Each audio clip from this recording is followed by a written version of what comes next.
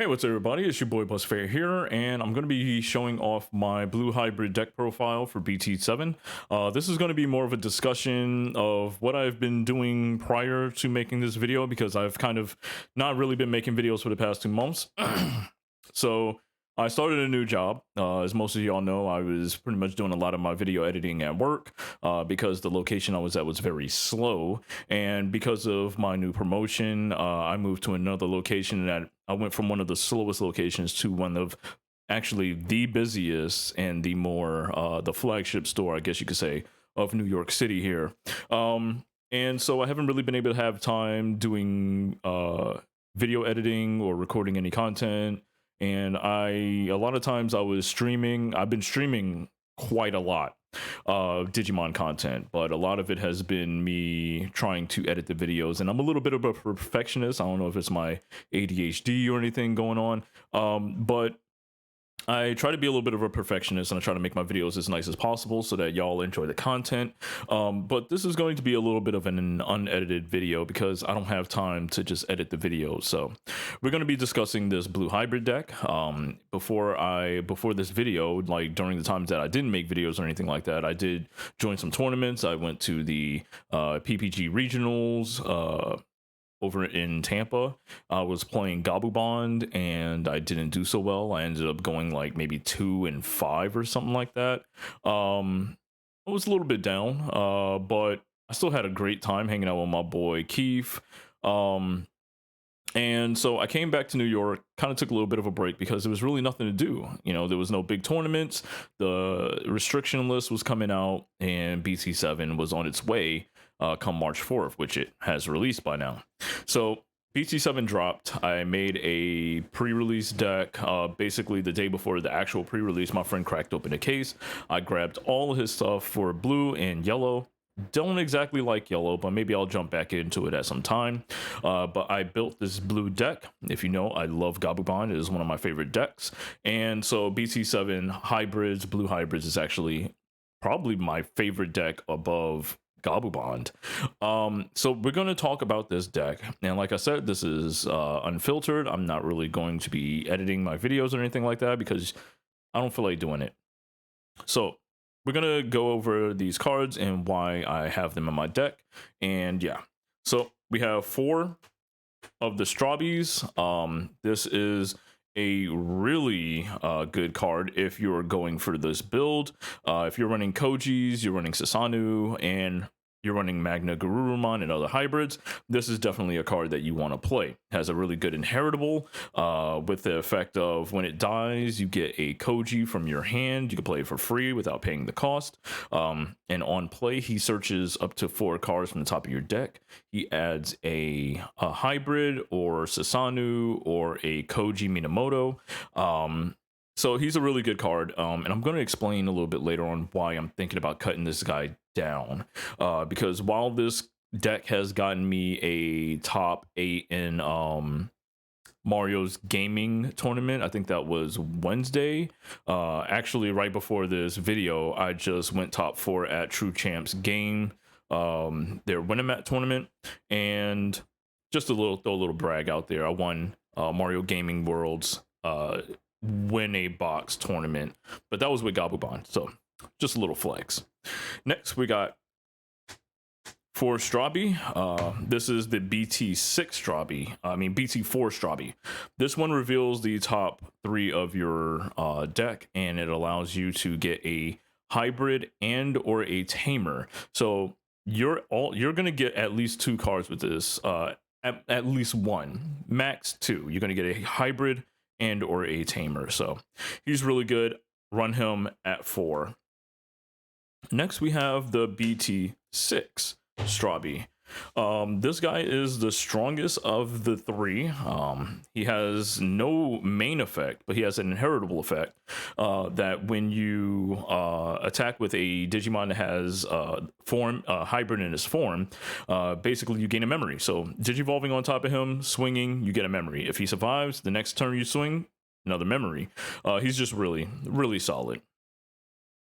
I run him at 3. I'm actually probably going to run him at 4, but I'll tell you why later. As to round out our rookies, well, blue rookies, we have Siakomon. Last format we were running Madoki Betamon. This time we're running Siakomon. Siakomon allows you, makes it to where your opponent can't reduce the Digivolution cost of their cards. So in this format, we have a lot of decks like green running around with hybrids. JP, the Tamer, his effect is that he reduces the Digivolve of his hybrids, I believe, by 1. And with this, doesn't allow him to do that. Also, level 5 hybrids have the effect of digivolving on top of a Digimon with a Tamer underneath it, reducing the digivolve cost by 2. They usually digivolve by 1. This guy removes that and says they have to digivolve for the full amount of 3. So really good card. Definitely running it at 2. And also I'm going to go ahead and talk about these right here. I have a side deck and I have a baby deck. The side deck is something I just threw together today, but we could talk about some stuff. We run 3 Pokemon. I was running 1 Pokemon and 2 Nemons yesterday in the Mario Gaming World Championship tournament, whatever. But it was because I was playing greedy. I wanted to go for big swings and crazy plays. Pokemon is more solid because it's another card that basically gets you a minimum of 2, minimum of 1, maximum of 2. So you play this guy, you reveal the top 5, you get a hybrid or a tamer to your hand, and then his secondary effect is whenever you digivolve on top of a tamer, you gain 2 memory. So he basically makes your 2 cost digivolves for free. Really solid card. Because you're playing this, a lot of people are going to play, if you're playing against blue decks, they're going to play Joe and Sora because of the fact that you're basically getting free memory for this guy being out here with no Digivolution sources. So yeah, Pokemon is really solid, and he's pretty much a standard in any hybrid deck. As for our level 4s, we have 4 Korikakumon. This guy is a star. He is a rock star. His effect is when he digivolves on top of he could digivolve on top of a tamer for the cost of 2.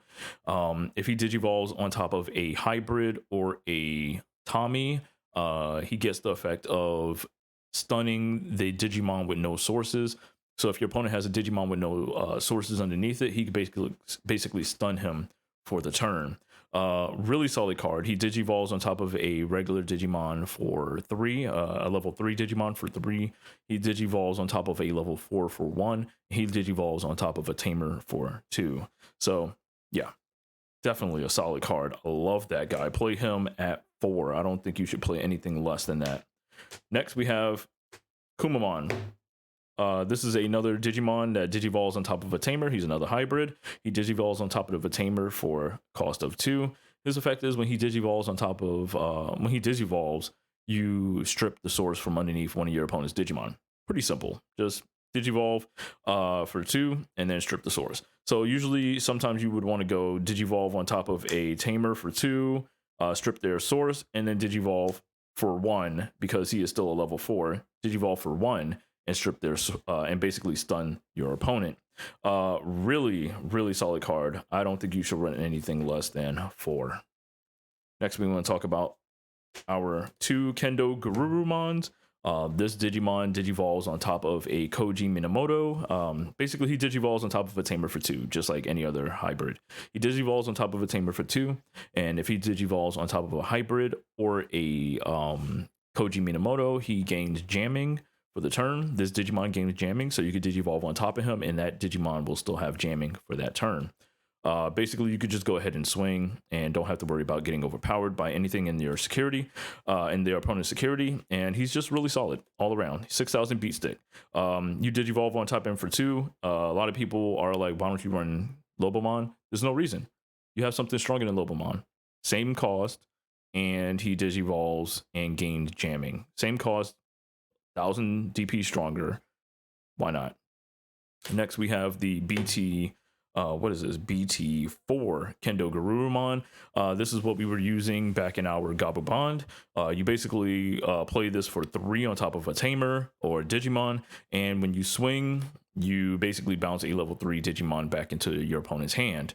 That's pretty much all it is for this guy. There's not really anything special. You already know what Kendo Garurumon does. Next, for our level 4s, we run 4 Beowulf from BT7. This is the new one. So he digivolves on top of a Digimon that has a tamer underneath it for only 1. So basically, you go Tommy, or let's say Koji, you digivolve on top of Koji into a Kendo Garurumon to BT7 for 2. You digivolve on top of that for 1. Then he gains jamming because of the Kendo Garurumon that was underneath him. So basically, you can go from Tamer to level 4 to level 3 in just 3 memory. So yeah, his effect is when he digivolves, when you attack, you may bounce a Digimon from underneath his source to bounce any Digimon on your opponent's side of the field that's level 4 or less. So basically, you digivolve on top of this, you swing, you get back your Kendo Garurumon from underneath his source, and you then bounce their Digimon back into their hand. And if you digivolve on top of a Kendo that turn, he gets jamming, so it's really safe. Also, yeah, I forgot what I was going to say, but yeah. Beowulfmon is really solid. As for the Beowulf from BT4, I do not have one. That is what I really want. I should be getting one tomorrow. I really want that card. The Beowulf from BT4 says that he cannot be attacked. He gets jamming, and he also cannot be attacked if he digivolves on top of a tamer. That basically makes it to where he could swing at your opponent security freely and not be attacked. So I believe that's exactly what it does. I believe so. As for our level 6s, we run 3 Magna Garurumons. This guy is pretty solid. He is a level 6 Digimon for cost. When he digivolves or when he attacks once per turn, you can bounce a source underneath him and bounce a Digimon with the same level as that Digimon. So if you went on top of Kendo Garurumon, you can then use his effect to bounce the Kendo Garurumon back into your hand, and then basically bounce one of their level 4s to their hand. Or you could bounce a level 5 Beowulf back into your hand to bounce a level 5 on your opponent's side of the field. And then his secondary effect is whenever a card is added to your hand by card effect, you unsuspend a Digimon. Not just him, but any Digimon. So definitely a solid card. But in all honesty, I'm not exactly liking this card. There's been a lot of times where I just never needed the card, because I can usually control the board with the Korikakumons, Kumamons, Tommy, and stuff like that. A lot of the times that I went into him, it was because I was just breeding somebody in the back and just like playing very slowly, and my opponent gave me the time to do that. If you're going against slow decks, yeah, you could build him up in the back, and then he could come out and start swinging.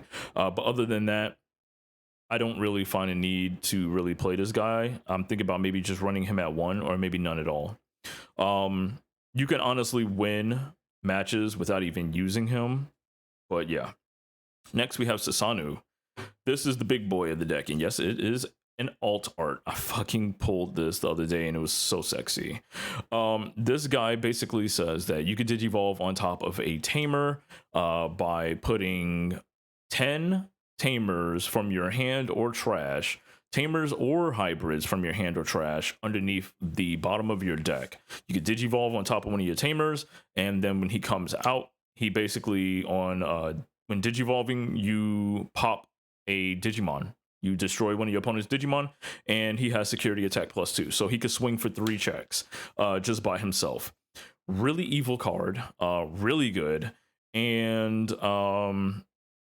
yeah, I mean, he's a 7 cost digivolve, and that's really hefty. Yes, but if you're playing stuff like Sora Joe's, Howling Memory Boost, if you're running Hammer Sparks, which I am not, you can possibly drop this man, pop a Digimon, and then swing for 3 checks. Who knows? But this guy is really, really solid. I only run 1 of him. Really, you only need to run 1, because honestly, you could win without him, but he's just the icing on the cake.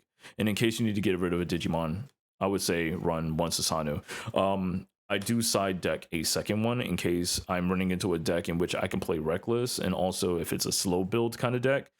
So yeah.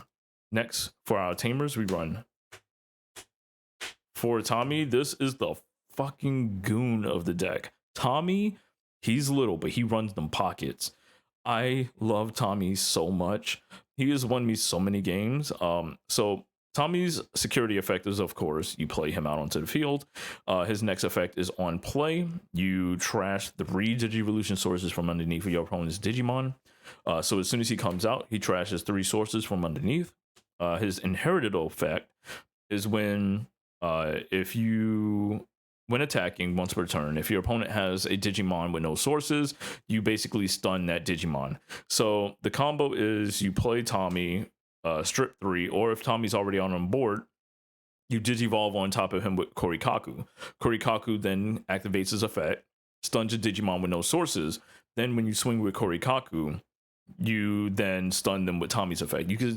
You can stun up to 2 Digimon with his effect. And then if you want to, you could Digivolve on top of that Korikaku with another Korikaku and stun a 3rd Digimon. I've done it before. It's nuts. Tommy, yeah. If you're going against a Jesmon player or any kind of Digimon with something like, oh, my sources say I get to check multiple times, and they check into Tommy. Tommy runs those sources, and then he says, no, you don't. You don't get to security check me for anymore. Tommy is a really good card. Play him at 4. I wouldn't play him any less, honestly. I wouldn't play him any less. Next, we have Koji Minamoto. This guy is okay. He's okay. So his security effect, of course, you come out. His once per turn effect is basically you could take 5 hybrids from underneath your from your hand, put it underneath him, and Digivolve him into a Magna Garurumon as if he was a level 5 Digimon. So basically, you would go into Magna Garurumon by dropping 5 hybrids underneath him. You could put multiple Magna Garurumons underneath him so that you can swing with Magna Garurumon and bounce a Magna Garurumon to your hand to bounce a level 6 off your opponent's side of the field. It's a really solid play, but honestly, and I've talked to a couple people about this, we don't really like Koji all that much.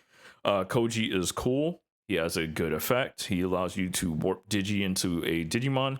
His inheritable is okay. His inheritable is once per turn, if you add a card to your hand by a card effect, you get to gain a memory. So if he is out there with a Digimon on top of him, and you activate like an Upamon, a Kiaramon, you activate Bokomon or anything like that, you get a card to your hand, or a Davis, you get to gain a memory. He basically turns those cards into he basically neg 1's cost on those cards. I've done some pretty janky stuff with this card, but other than that, I don't think it's really needed. Tommy is significantly better than Koji.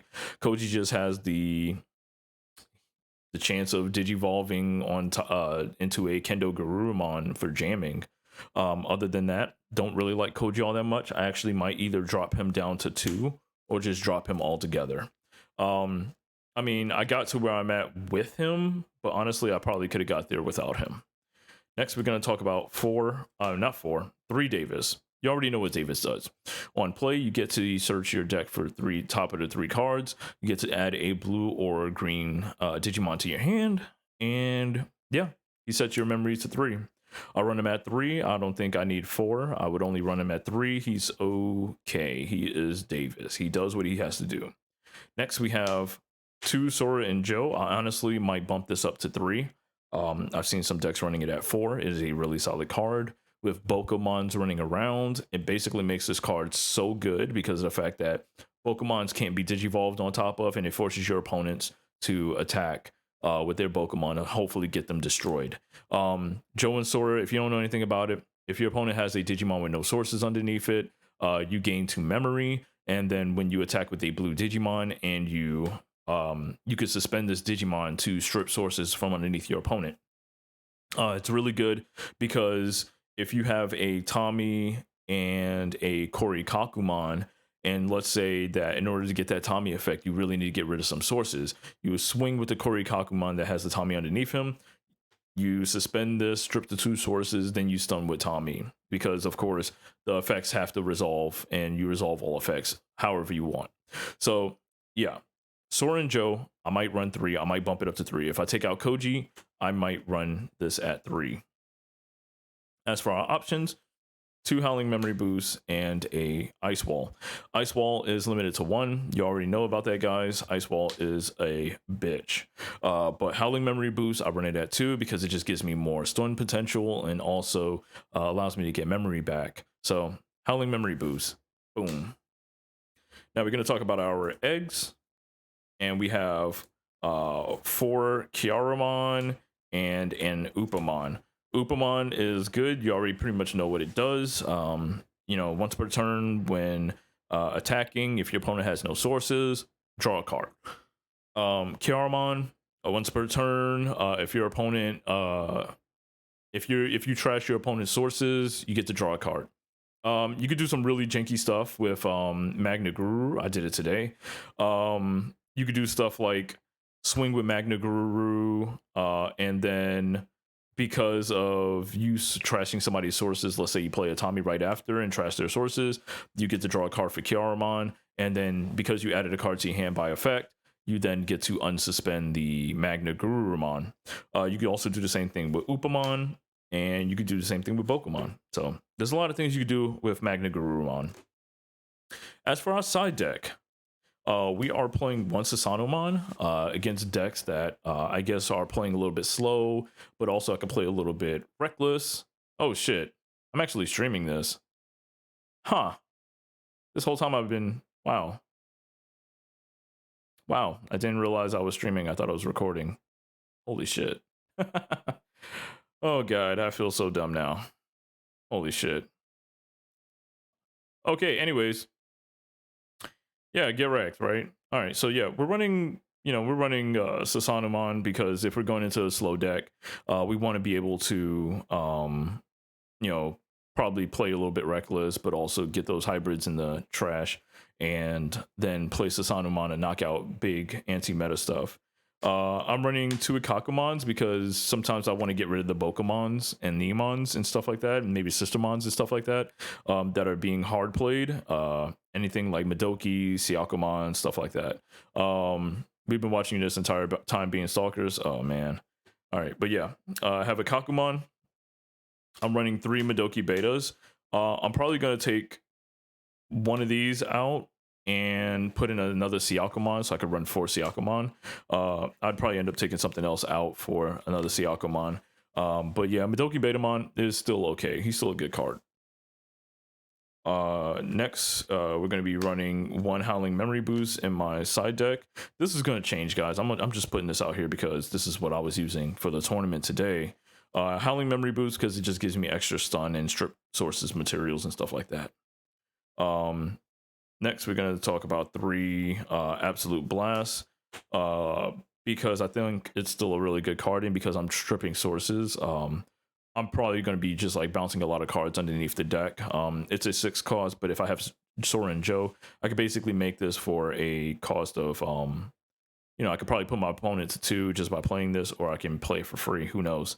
But yeah, Absolute Blast is really good. Definitely if they check in security, and yeah. So that's my side deck. Yeah, I didn't even know I was streaming this, but apparently I am. Hi guys, and I really like this deck. I really love this deck. I think it is one of the best decks. It is one of the best decks. It did get hit because of Ice Wall, but I'm going to be playing this deck. I'm going to change out a couple things like the Koji and the Magna Guru. I'm gonna try to play without. Maybe play 1 Magna Guru and take out the Kojis, or maybe put Koji down to 2. Because I do like to go Kendo on top of him and get the jamming, but yeah. But that's my deck profile, and I'm sticking to it. And yeah, I'll put this on YouTube. I'm not going to edit anything like that because this is really just a discussion on what this deck is. Thank you guys for all watching my shit. Y'all can watch my video over on YouTube at Busfare. And I will catch all you guys later. Everybody have a good night. Sorry I was streaming it and not recording it. Peace out, people.